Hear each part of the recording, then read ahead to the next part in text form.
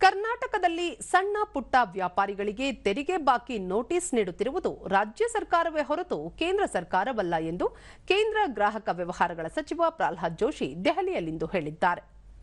ರಾಜ್ಯ ಸರ್ಕಾರದ ತೆರಿಗೆ ಇಲಾಖೆ ಅಧಿಕಾರಿಗಳು ವ್ಯಾಪಾರಿಗಳಿಗೆ ನೋಟಿಸ್ ನೀಡುತ್ತಿದ್ದಾರೆ. ಇದೀಗ ರಾಜ್ಯ ಸರ್ಕಾರಕ್ಕೂ ಜಿಎಸ್ಟಿ ನೋಟಿಸ್ಗೂ ಸಂಬಂಧವಿಲ್ಲ ಎನ್ನುವ ಮೂಲಕ ಜವಾಬ್ದಾರಿಯಿಂದ ತಪ್ಪಿಸಿಕೊಳ್ಳುವ ಪ್ರಯತ್ನ ಸರಿಯಲ್ಲ ಎಂದು ಹೇಳಿದ್ದಾರೆ. ಈ ಸಂಬಂಧ ಕೇಂದ್ರ ಸರ್ಕಾರ ಕ್ರಮ ಕೈಗೊಂಡಿದ್ದರೆ ದೇಶದ ಎಲ್ಲ ರಾಜ್ಯಗಳಲ್ಲೂ ಅನ್ವಯವಾಗಬೇಕಾಗಿತ್ತು. ಆದರೆ ಬೇರೆ ಯಾವುದೇ ರಾಜ್ಯಗಳಲ್ಲೂ ಇಲ್ಲದ ಸಮಸ್ಯೆ ಕರ್ನಾಟಕದಲ್ಲಿ ಆಗುತ್ತಿದೆ. ಇದಕ್ಕೆ ರಾಜ್ಯ ಸರ್ಕಾರವೇ ಹೊಣೆ ಎಂದರು. ರಾಜ್ಯದಲ್ಲಿ ಸಣ್ಣ ಪುಟ್ಟ ವ್ಯಾಪಾರಸ್ಥರಿಗೆ ಜಿಎಸ್ಟಿ ನೋಟಿಸ್ ನೀಡುವ ಮೂಲಕ ಕೇಂದ್ರ ಸರ್ಕಾರದ ಡಿಜಿಟಲ್ ಯುಪಿಐ ವಹಿವಾಟು ಹದಗೆಡಿಸುವ ಹುನ್ನಾರ ರಾಜ್ಯ ಕಾಂಗ್ರೆಸ್ ಸರ್ಕಾರದ್ದಾಗಿದೆ.